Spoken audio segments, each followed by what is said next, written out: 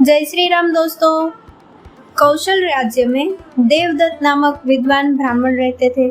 उनके विवाह को कई वर्ष बीत गए, लेकिन कोई संतान न हुई। पत्नी ने देवदत्त से कहा, आप अनेक राजाओं के पुरोहित हैं, मनोकामना यज्ञ कराते हैं, क्या अपनी संतान के लिए पुत्र कामेष्टि यज्ञ नहीं कर सकते?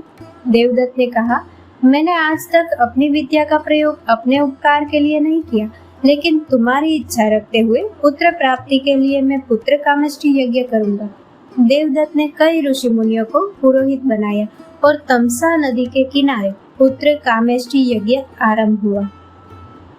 यज्ञ करने वालों में से एक गोभिल ऋषि मंत्र पढ़ते समय उच्चारण का दोष कर देते थे।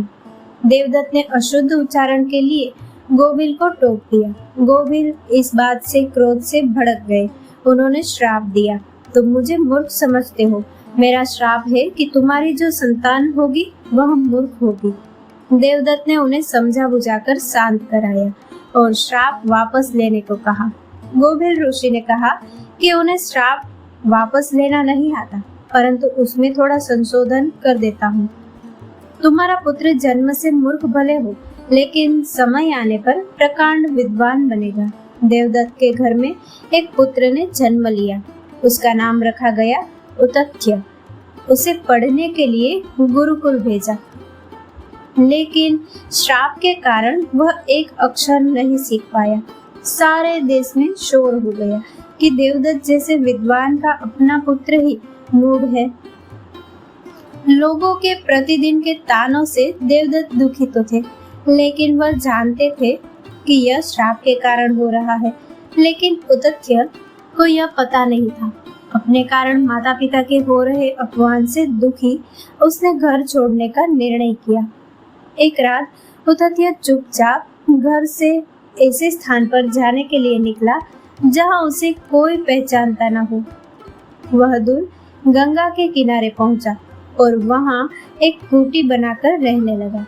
उतथ्य को कोई पूजा विधि, मंत्र, शास्त्र आदि तो आते नहीं थे, इसलिए वह दिन भर गंगा किनारे घूमता रहता।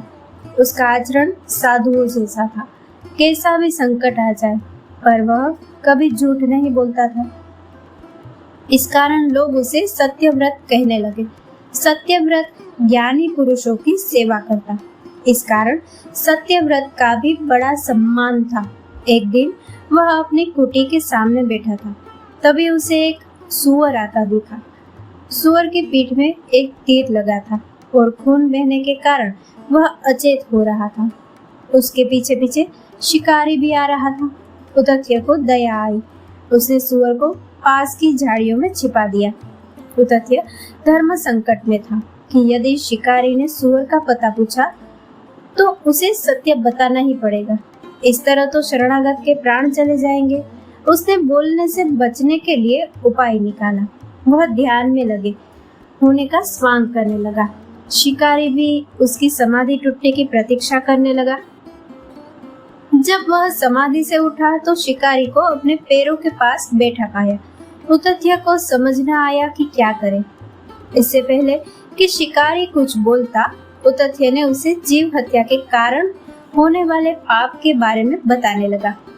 उसके उपदेश से शिकारी की मति सुधर गई और उसने हत्या कर्म त्यागने का वचन देकर चला गया।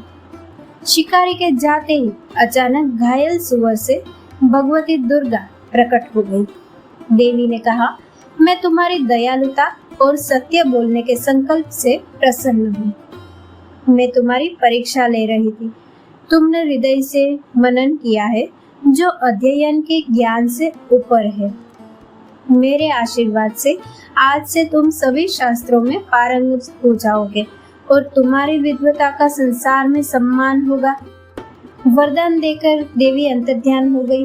देवी की कृपा से उतथ्य श्राप मुक्त हो गए और वाल्मीकि की तरह उतथ्य मुनि भी एक महान कवि बन गए। कहते हैं तर्कशास्त्र की उत्पत्ति और उसके विकास में उतथ्य का ही सर्वाधिक योगदान है। दोस्तों, इस कथा को लाइक, शेयर और हमारी चैनल को सब्सक्राइब करना ना भूलें। जय श्री राम।